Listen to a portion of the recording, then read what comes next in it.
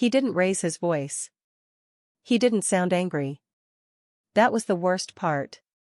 He looked straight at me and said, "Mom, I can't help you anymore." The words landed in the room and stayed there. It had been 3 days since I'd eaten a real meal. Not by choice. Not because I was being careful. Because there was nothing left.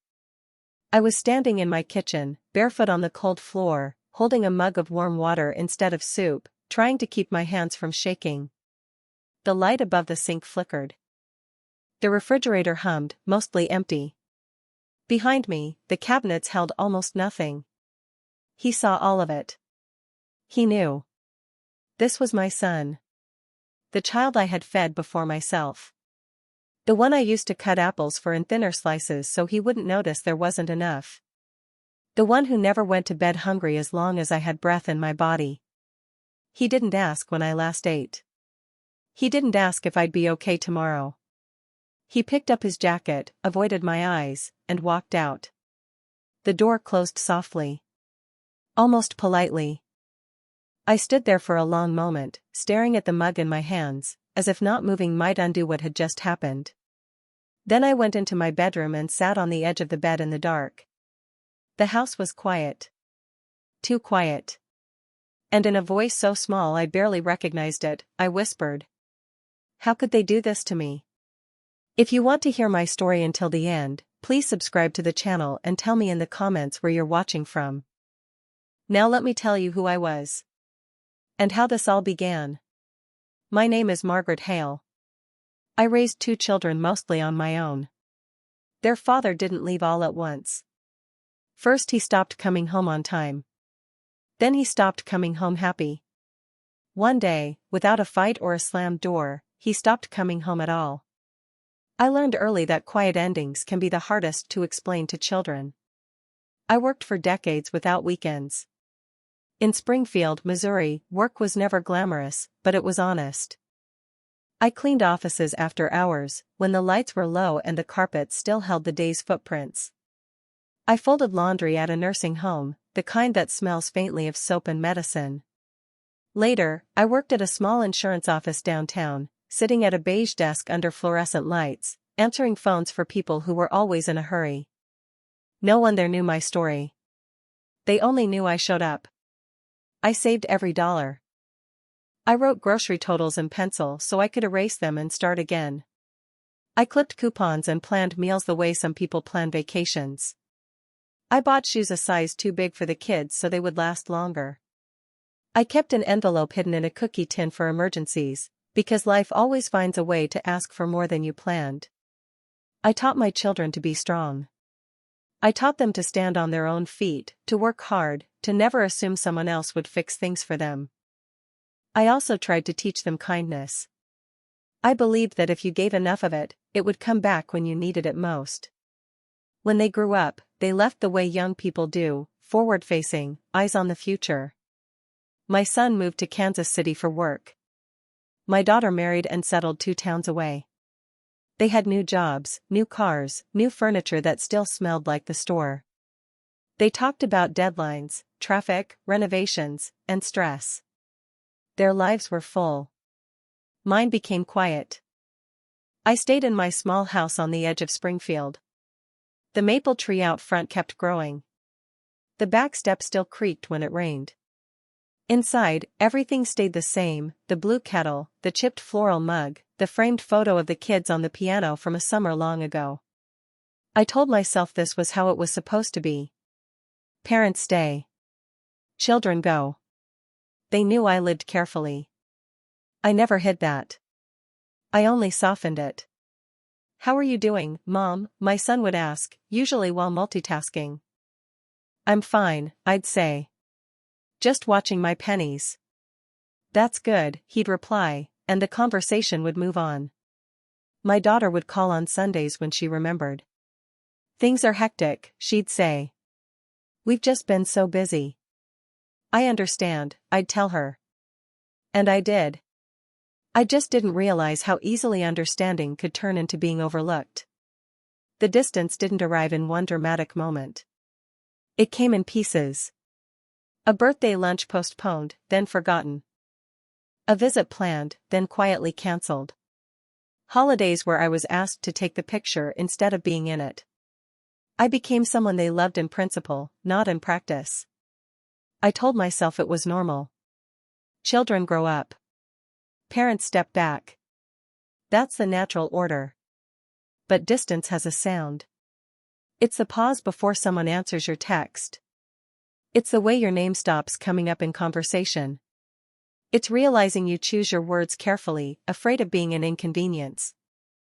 By then, I was living on a fixed income, Social Security, a small pension, and whatever I could earn sewing hems or helping at church events. Some months worked. Some didn't. I learned to make quiet choices. Heat or groceries. Medication now or later. I wore my old cardigan indoors and told myself it was cozy, not necessary. They knew I struggled. I never asked them to rescue me. I only hoped they would notice. I didn't yet understand that people can grow comfortable with your absence while you're still very much alive. I believed love would speak for itself. I was wrong. The first time I asked for help, I rehearsed it like a confession. I stood in my kitchen with my phone in my hand, the same chipped mug beside me, steam rising from weak tea. I wasn't asking for much. Just groceries. Just enough to get through the week. My fingers hovered over the screen longer than they should have, because pride is a stubborn thing, especially when you've lived your whole life being the one others depended on. I finally sent the message to my son first. I kept it short so it wouldn't sound dramatic. Daniel, I'm having a tight month. Could you help me with groceries? I stared at the screen after it sent, watching the timestamp like it might change its mind. Minutes passed. Then hours. The phone stayed quiet on the counter while the house settled into evening. I made toast from the last slices of bread and told myself he was probably busy, that life moves fast when you're young and hungry isn't a word you recognize until it's yours. 2 days later, his reply came. Try to manage, Mom. That was all. No question mark. No apology. Just a sentence that felt finished. I read it twice to make sure I wasn't misunderstanding. Then a third time, slower. The words sat there, calm and reasonable, as if hunger were a budgeting error instead of a reality. I set the phone down and folded my hands in my lap, waiting for the sting to pass, the way you wait after bumping into something sharp. I told myself not to take it personally. He had responsibilities. Bills. Stress. That's what I told myself while I rinsed the mug and placed it upside down on the towel, careful not to chip it any further. A few days later, I sent a similar message to my daughter. I rewrote it twice before sending, softening every sentence. I waited a full week before she replied. Sorry, Mom. Things are tight for us too. Try to manage. The same words. Almost exactly.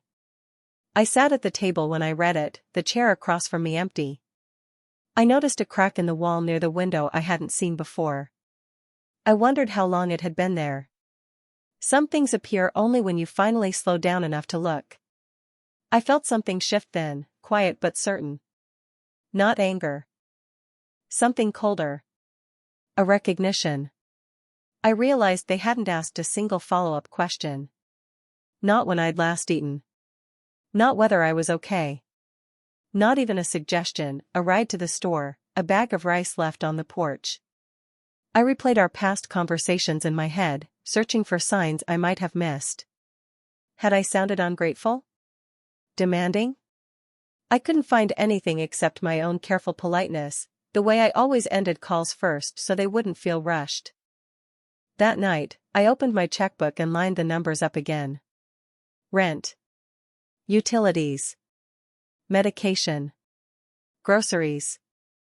The math was unforgiving. I crossed out groceries and closed the book. I made another cup of tea, weaker than the first, and drank it slowly to quiet the ache. The next morning, I woke early from hunger and habit. I folded laundry that didn't need folding. I wiped down a counter already clean. I kept expecting the phone to ring, an afterthought apology, a casual offer. It stayed silent. Silence has weight. It presses in when you're alone long enough. It makes you question your own worth, not loudly, but persistently, like water finding cracks in stone. I began to understand something I hadn't wanted to name before. Need makes people uncomfortable. Hunger makes them look away. It was easier for them to believe I could manage than to face the idea that I couldn't.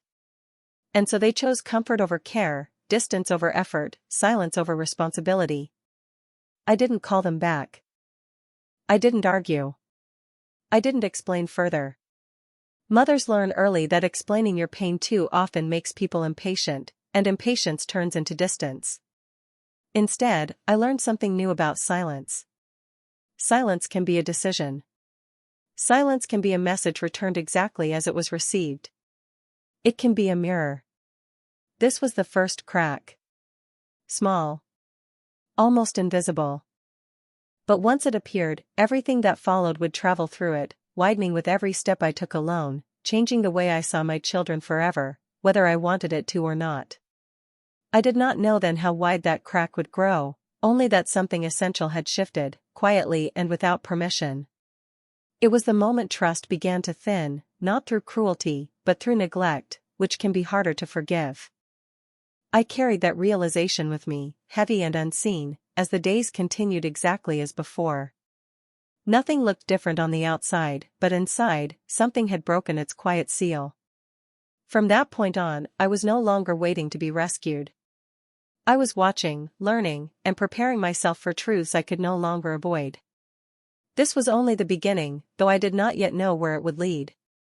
The silence had spoken, and I had finally heard it. There was no unhearing it now. Ever. Not for me. Not anymore. At all. Month after month passed, and nothing improved. Life didn't collapse all at once. It narrowed. Quietly. Like a hallway growing tighter without warning. I learned which days the grocery store marked down bread. I learned how long a pot of beans could last if you added enough water and patience. Hunger stopped feeling dramatic and started feeling routine, like a background noise you only notice when it's gone. I watched my children from a distance I never chose. They posted pictures online, plates of food arranged carefully under warm restaurant lights, glasses raised, smiles wide and effortless. I would look at those photos while sitting at my kitchen table, the surface worn smooth from years of use, eating dry toast and telling myself not to be bitter. I pressed the little heart icon sometimes, because I didn't want to seem difficult. I didn't want to be the mother who made guilt her last language. They bought new clothes. I patched old ones. I sewed buttons back on, reinforced hems, turned collars so the wear wouldn't show. My winter coat was older than some of their friendships. I told myself it didn't matter. Warm was warm. Enough was enough. Pride has a way of disguising itself as strength when it's really just endurance. I didn't complain. Not out loud. I kept my voice light on the phone. I asked about their jobs, their plans, their stress. I listened carefully, offered encouragement, said I was proud of them. And I meant it. But there was an unspoken truth sitting between us, growing heavier each time I swallowed it back. I was hiding something from them. An inheritance. It wasn't sudden money or a fortune that changed lives overnight. It was modest, careful, the kind of thing left by someone who planned quietly and never spoke about it. A relative who trusted me enough to make sure I would never be desperate if things went wrong. The paperwork sat in a folder at the bottom of my dresser, wrapped in a plastic sleeve, untouched. I hadn't told my children. Not because I wanted to trick them. Because I needed to know something first. I needed to know if they would care without it. I told myself I was being fair. I told myself money complicates love, and I wanted to be sure what they felt was real. I didn't wave it in front of them. I didn't hint. I lived as I had been living, quietly, carefully, watching. Weeks turned into months. No one asked if I was eating well. No one noticed I'd stopped driving as much to save gas. No one offered to bring groceries or even share a meal. They assumed I was managing, because that was easier than checking. Some nights, the hunger made sleep difficult. I lay in bed listening to the house settle, the tick of the clock on the wall marking time I could not slow. I thought about the folder in the dresser. I thought about what would happen if I told them. And I waited. Not out of spite. Out of clarity. What hurt most wasn't the lack of help. It was the lack of curiosity. Love, I was learning, asks questions. Indifference accepts silence. I stopped expecting them to show up. I stopped checking my phone as often. Something inside me began to harden, not into anger, but into understanding. This was who they were when they believed I had nothing left to give. And so I kept the inheritance to myself. Not as a test, but as protection. I needed to know the truth before I decided what came next. And that brings me back to that day, the one that finally stripped away every excuse I had been making for them and for myself. I remember waking up before dawn, not from an alarm, but from hunger. The kind that doesn't stab anymore, just sits there, dull and patient, waiting. I stood in front of the pantry and opened it anyway, even though I already knew what I would find. Nothing new. Nothing enough. There was no bread. No rice. No cans pushed to the back. Just a jar of peanut butter with scrape marks along the sides where I had already tried to make it last. I closed the door slowly, as if that might change something. Then I washed my face, brushed my hair, and put on a clean blouse. Old habits die hard. Even when you are desperate, you still want to look respectable. My son came by that afternoon. He didn't knock the way he used to. He opened the door halfway and stood there, jacket still on, phone in his hand. He looked like someone stopping by out of obligation, not concern. The kitchen felt smaller with him in it. The air felt tight. I didn't beg. I didn't cry. I said it simply, because that was all I had left. Daniel, I'm having trouble again. I just need help with food. He sighed, slow and controlled, like he was preparing himself for something inconvenient. His eyes moved around the room, past me, over the counter, over the mug of warm water sitting there unfinished. He noticed. He just didn't stay with the sight. He didn't raise his voice. He didn't sound angry. He looked straight at me and said, "Mom, I can't help you anymore." The words were calm. Reasonable. That was what made them hurt the most. Not "I'm sorry." Not "let's figure something out." Just that. He went on about responsibilities, about stress, about how he couldn't keep saving me. Saving me. The word lodged itself in my chest. I had saved him more times than I could count, never once calling it a burden. I had called it love. I didn't argue. I didn't defend myself. I stood there while he picked up his jacket and avoided my eyes. The door closed quietly behind him, polite and final. I stood alone in the kitchen, shaking now, not from hunger but from understanding. That was the moment I saw it clearly. I only mattered when I was useful. When I needed something back, I became a problem. Later, sitting on the edge of my bed in the dark, I didn't ask how this happened. I asked what I would do next. And for the first time, the answer did not include my children. I replayed every conversation in my head, every time I had softened the truth so they wouldn't worry, every time I had said I'm fine when I wasn't. I wondered when self-reliance had turned into invisibility. When being strong had taught them I didn't need kindness. The house felt different after he left. Too quiet. The refrigerator hummed like it was mocking me. I sat at the kitchen table and placed my hands flat on the surface just to feel something solid. I thought about the folder in my dresser. The inheritance. The safety I had kept hidden. And suddenly, everything made sense. They had decided who I was based on what they thought I had. Poor meant expendable. Needy meant inconvenient. And I realized then that this moment was not an accident. It was the result of years of small dismissals, unanswered calls, postponed concern. I did not cry. I felt something steadier than tears. Resolve. Because if this was who they were when they believed I had nothing left to give, then I finally knew the truth. And knowing the truth, painful as it was, meant I could stop waiting. Stop hoping. Stop shrinking myself to make them comfortable. That day did not break me. It clarified me. It showed me exactly where I stood. And from that place, empty kitchen and all, I began to choose myself, even if I did not yet know how. I stayed there until the light outside began to change, afternoon slipping quietly toward evening. Hunger was still there, but something else had taken its place. A calm I hadn't felt in years. The kind that comes when a question is finally answered, even if you don't like the answer. I understood then that this was the line. The moment after which nothing could go back to the way it was. Love that disappears when it costs something is not love at all. And I was done paying for it with my silence.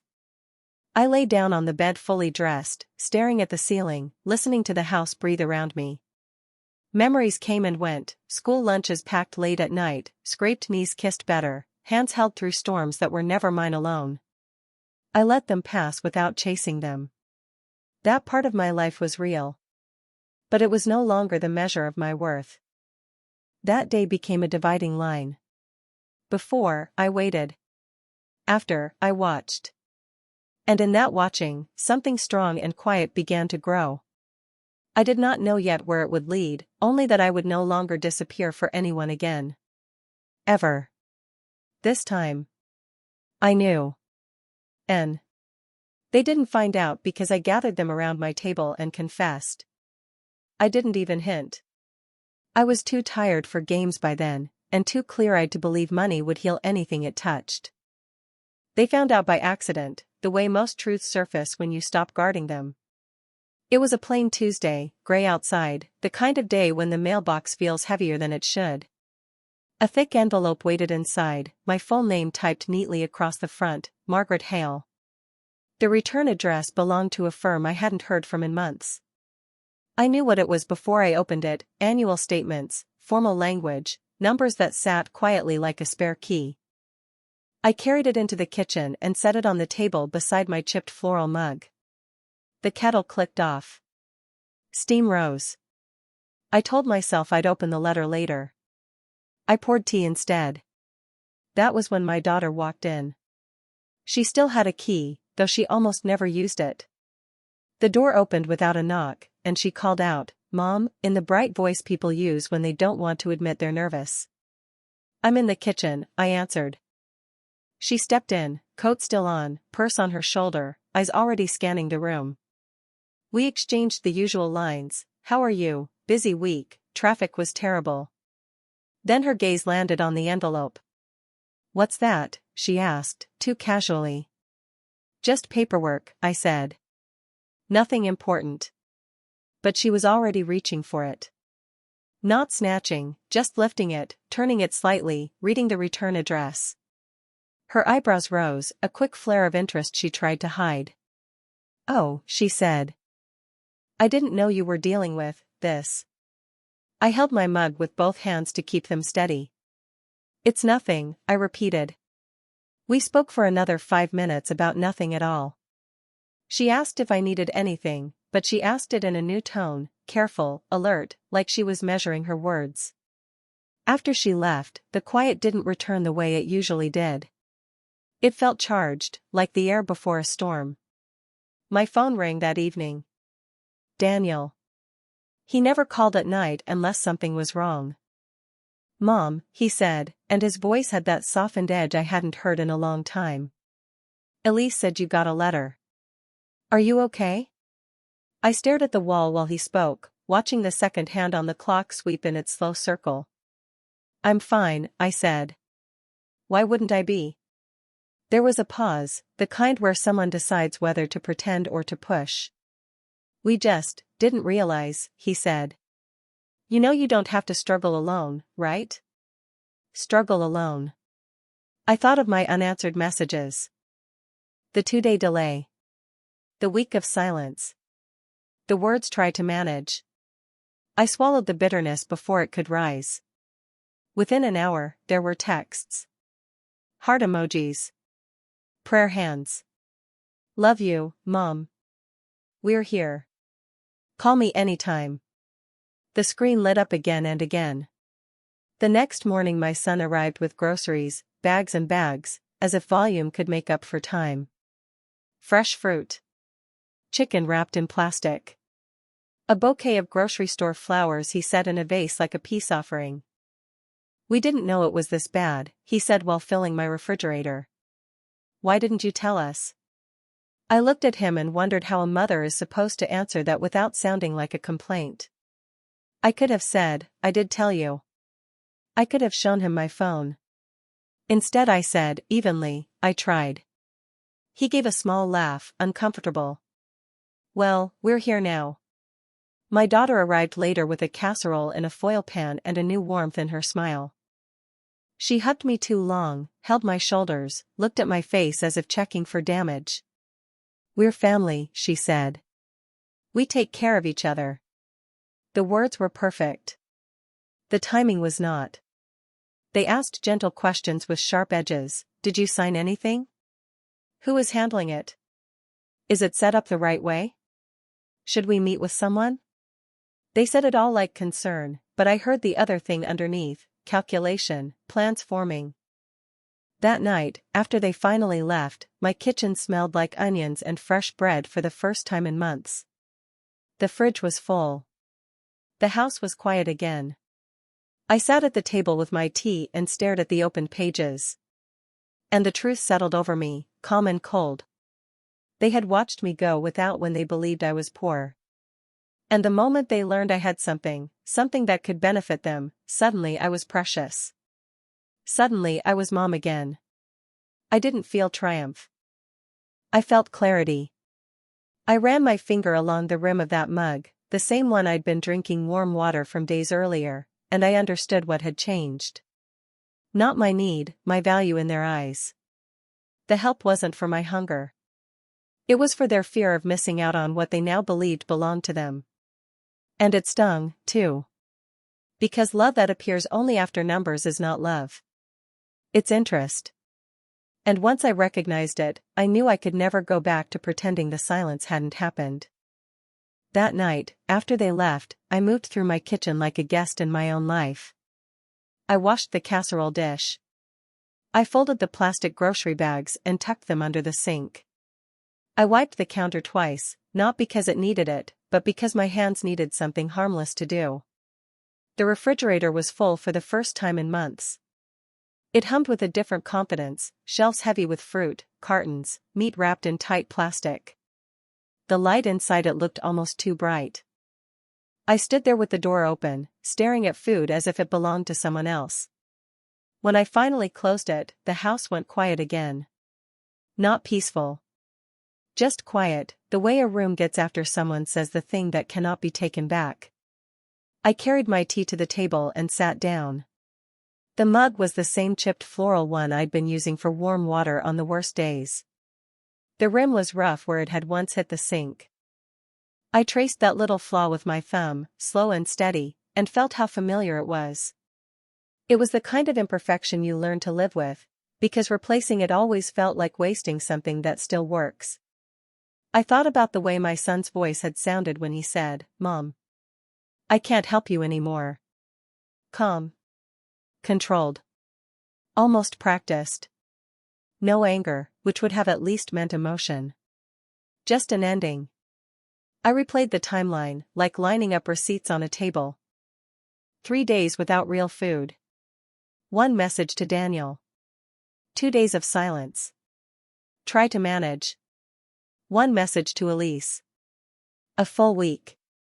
The same words, dressed in slightly different clothing. Then my son in this kitchen, looking past me, calling my hunger a pattern he could no longer tolerate. And then, suddenly, a letter. A return address. A glimpse of numbers. And overnight, calls, hearts, offers, groceries, hugs. Nothing about my body had changed. My stomach still ached. my cupboards were still bare the day before. My loneliness hadn't been magically cured by bananas and chicken breasts. The only thing that changed was what they believed I had. That realization didn't arrive like a scream. It arrived like cold water, clear, shocking, impossible to argue with. I could feel it settle in my chest, heavy and steady, like a stone finding the bottom of a river. When they thought I was poor, I was an inconvenience. When they learned I had money, I became a responsibility. I tried to be fair to them, even then. I told myself they were stressed, that they had their own families, that the world was expensive. I looked for a kinder explanation, because I had spent my whole life offering them kindness first. But kindness isn't the same as denial. What hurt most wasn't the lack of help. It was the lack of curiosity. Love asks questions. Love notices. Love doesn't need a headline to pay attention. They hadn't asked, "Did you eat today?" They hadn't asked, "Do you have enough for the week?" They hadn't even asked, "Are you scared?" They had asked, "Did you sign anything?" They had asked, "Who's handling it?" They had asked, "Should we meet with someone?" Those questions weren't evil. They were just revealing. They told me exactly what had woken them up, not my hunger, but the scent of a ledger. I sat there listening to the clock tick, and I felt something close to grief, but quieter. I wasn't mourning my children. I was mourning the story I had told myself about them, the story where they would show up simply because I was their mother. I understood then that I had been stretching more than meals. I had been stretching hope.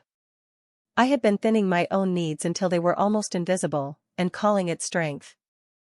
For the first time in a long while, I allowed myself to see the situation without excuses. I wasn't asking for luxury. I wasn't asking to be carried. I was asking for soup when I was hungry. And they had turned away, until money made the turning away feel risky. Once I saw that, something inside me clicked into place. Not rage. Not revenge. Just clarity. And clarity, I learned, is a kind of freedom. I lifted the mug and took a careful sip. The tea was too hot, and it stung, small pain, honest pain. I looked at my hands on the table, thin skin, raised veins, knuckles that complained in winter. These were the hands that packed lunches, stitched hems, paid bills, wiped tears, and held my children when the world felt too big. I remembered Daniel at 7, wrapped in my coat when the heater died, and Elise at 16, crying behind a bathroom door while I sat on the tile and spoke softly until she opened it. I never kept score. I called it love. But love doesn't leave a mother living on warm water and pride. Sitting there, I made a quiet promise, I would never again confuse sudden interest with care. And once I understood that, I stopped waiting to be chosen. Clarity didn't make me happy, but it made me steady. And steady, I was learning, was the first step toward setting a boundary. For once, mine. When I finally said no, it wasn't loud enough to echo, but it was firm enough to change the room. I didn't announce it. I didn't sit them down with folded hands and a prepared speech. I simply stopped agreeing to things that made my stomach tighten. I stopped nodding when suggestions crossed into instructions. I stopped pretending their concern didn't come with strings. It began with small refusals. My son suggested we meet with someone just to review options. I thanked him and said I already had things arranged. My daughter mentioned, gently, that it might be easier if they helped manage certain matters. I smiled and said I preferred handling them myself. They waited for me to soften. I didn't. One afternoon, my son sat across from me at the kitchen table, sunlight stretching across the scratched wood between us. He folded his hands the way he used to when he wanted to sound serious but reasonable. "We just want to make sure everything's taken care of," he said. "In case something happens." Something happens. A phrase that sounds protective but carries an assumption that I was no longer capable, that time had already begun to close around me. "I'm comfortable with my decisions," I replied. "Everything is exactly how I want it." His jaw tightened slightly. "You don't have to do everything alone." "I know," I said. And I meant it. I wasn't alone. I had clarity now. I had boundaries. For the first time, those felt like enough. After that, the change was gradual but unmistakable. The warmth cooled. Calls became shorter. The groceries stopped arriving without explanation. The affection that had rushed in after the discovery thinned and then quietly withdrew. Help, I learned, had conditions. When those conditions weren't met, help didn't argue. It simply left. Plans they had spoken about casually began to fall apart. A trip that had been discussed in hopeful tones vanished from conversation. A home project stalled. There were awkward pauses on the phone where reassurance used to be expected and no longer came. My daughter asked one evening, carefully choosing her words, "Are you upset with us?" I considered the question before answering. "No," I said honestly. "I'm just being clear." Clarity unsettles people who are used to access. They both came to me later, separately, with apologies shaped by discomfort. They said they hadn't realized how bad things were. That they were overwhelmed. That they never meant to hurt me. I listened. I believed they meant what they said in that moment. "I forgive you," I told them. And I did. But forgiveness didn't mean erasing what I had learned. It didn't mean reopening doors that had closed for a reason. I didn't give long explanations. Boundaries don't need justification to stand. They struggled with that. With the version of me who didn't defer, didn't reassure, didn't rush to smooth things over. They had lost access to something they assumed would always be available, my compliance. What they lost wasn't money. It was expectation. Control.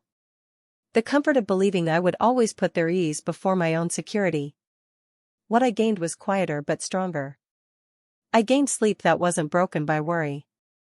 I gained mornings where my choices didn't feel like negotiations. I gained the dignity of deciding without waiting for approval. The consequences weren't cruel. They were natural. When you stop offering something freely, people who came only for that thing eventually step back. It hurt to see, but it confirmed what I already knew. I hadn't changed who I was. I had simply stopped shrinking to fit the version of me they found most convenient. And in the space where their expectations used to sit, I finally stood upright, steady on my own ground, no longer apologizing for taking up the room I had always deserved. After everything settled, after the calls slowed and the expectations finally loosened their grip, I made a decision that felt small on the outside but rearranged my life from the inside. I chose myself. Not in a way that demanded attention. Not with speeches or ultimatums. I simply stopped shaping my days around other people's comfort and began shaping them around my own well-being. The first step was the house. That little place on the edge of Springfield had held me for years. The maple tree out front, the creaking back step, the way the afternoon light always landed in the same square on the living room floor. I had thought I would grow old there, quietly, invisibly. But once I stopped waiting for my children to come back to it, the house felt too large, too full of echoes. Selling it was harder than I expected. Not because I doubted the decision, but because every drawer, every shelf, held a version of me I had once needed to be. Packing forced me to touch those years one last time. I kept what mattered. The blue kettle. The chipped floral mug. A small box of photographs and handwritten cards. The rest, I let go. I moved into a smaller apartment closer to town. No stairs. No yard to maintain. Just wide windows, morning light, and a quiet I could choose instead of endure. The first night there, I slept through until morning without waking to worry. That alone felt like a kind of inheritance. I built a new rhythm slowly. Morning walks while the streets were still calm. Regular meals eaten at a small table by the window. I stopped rushing. I stopped apologizing for resting. I learned that peace doesn't arrive all at once, it settles in gently when you make room for it. I started volunteering twice a week at a community kitchen. Simple work. Honest work. chopping vegetables, washing pans, listening to stories that didn't require me to explain myself. People asked how I was doing and waited for the answer. They didn't know what I owned. They didn't need to. Kindness showed up there without curiosity about my worth. I met people who noticed. A woman who saved me a seat. A man who remembered how I liked my tea. Small things, consistent things. The kind of care that doesn't rush in and then disappear. My children still call. We speak politely now. Carefully. I don't fill the silence for them anymore. I don't offer reassurance before it's asked for. The relationship is different, thinner in some ways, but more honest. I no longer pretend closeness where there is distance. I don't regret forgiving them. Forgiveness freed me from carrying anger. But I don't confuse forgiveness with forgetting. I remember who showed up when nothing was promised in return. My days are quieter now, but they are mine. I eat regular meals. I rest when I need to. I spend time with people who ask how I'm doing and listen to the answer. I no longer measure my value by how useful I am to others. Choosing myself didn't make me cold. It made me steady. And steady, I've learned, is a beautiful way to live. These days, I think carefully about what love looks like. Love doesn't arrive late with excuses. It doesn't need proof. It doesn't check balances before it checks on you. Real love brings soup when you're hungry. It sits down without being asked. It notices when your voice sounds tired and asks why. It doesn't turn away because helping is inconvenient. I spent years believing that if I stayed quiet, if I stayed strong, if I didn't ask for too much, I would be easier to love. What I learned instead is that shrinking yourself never makes someone kinder. It only makes you smaller.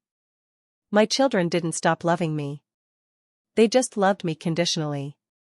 And once I understood that, I stopped chasing the version of love that required me to disappear. I don't hate them. I don't punish them.